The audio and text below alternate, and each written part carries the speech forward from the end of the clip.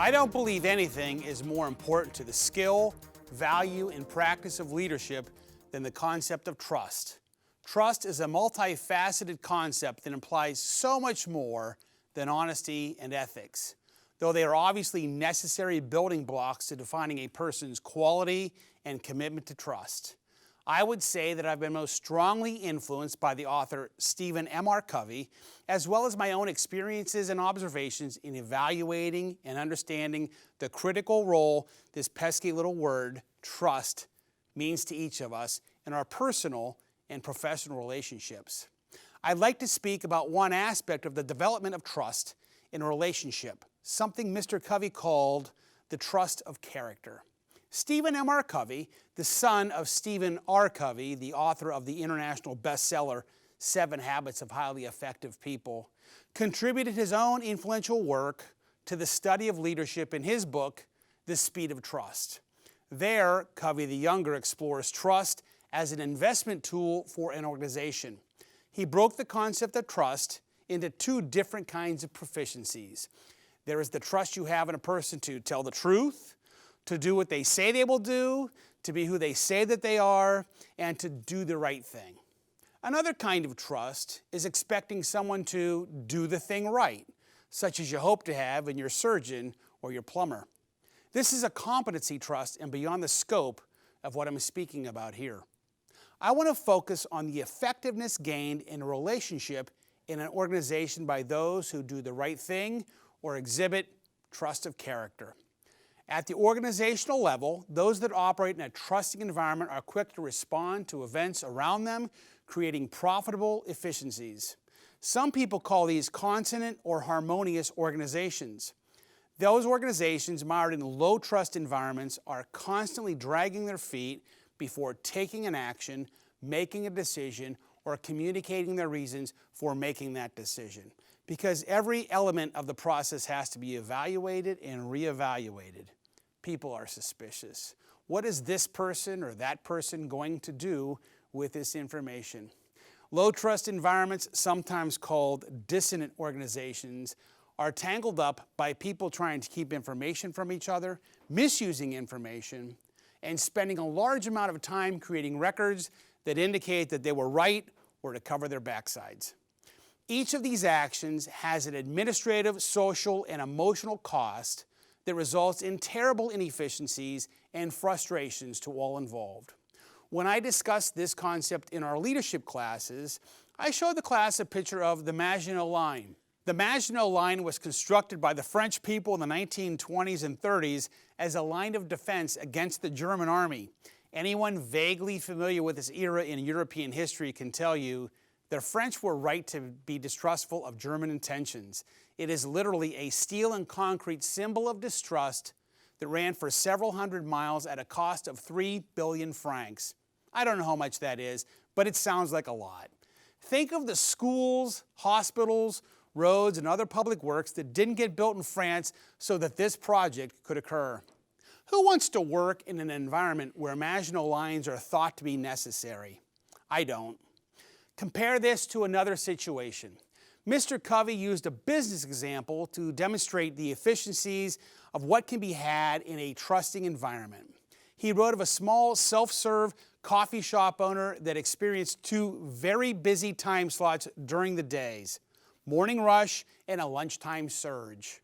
These circumstances did not warrant the expense of hiring an additional employee to handle these limited time frames, but the proprietor noticed he often lost customers dismayed by the long lines. He also noted that making and returning change to his customers took up the lion's share of time during these peak hours. Deciding to put trust in his customers, the shop owner put out a basket of bills and coins, instructing his customers to make their own change. His results were fantastic. Not only did he reduce the time his customers needed to purchase his products, he also noticed that they were much more generous with their tips. Who leaves out a basket of money and hopes for the best? More customers, more sales, more gratuities, and a happier clientele. The efficiencies of trust had been realized. Who wants to work in an environment where the customers are trusted to do the right thing and reward the owner for that trust? I do. Building what Covey calls your character competency, your integrity and your intent, is simple to explain and difficult to do. It's as simple as being true to yourself. In what Covey calls the first wave in the principle of credibility, we have to ask ourselves if we are honest with ourselves about who we are. Do you keep your commitments with yourself? Do you do what you say you're going to do? Unsurprisingly, Mr. Covey stresses the point that you can't be trusted by others until you trust yourself. 92% of all New Year's resolutions are broken. Why is that? This illusion that we maintain for ourselves has a cost associated with it. For instance, in employment studies, most supervisors believe they are very honest people. Most of their subordinates don't think that's true. Why is that? In this regard, little things may mean a lot. People notice how honest we are with and about ourselves. Do you tell your colleague or subordinate that you aren't available for a phone call when you really are, but you're just trying to avoid the caller? Do you tell people that you can't do something when you really mean you don't want to do it, or that it's inefficient, unimportant, or even unethical to do it? These little details paint a picture to the world of how we see ourselves, and these lessons are not lost on those around us. How do we create clear character of trust? As I said, it's not hard to explain. It's a tad more difficult to accomplish. I'll borrow a word I don't hear in conversation very often: congruence. This means leaving no gap between our intent and our behavior. It's walking the talk. It's your video matching your audio.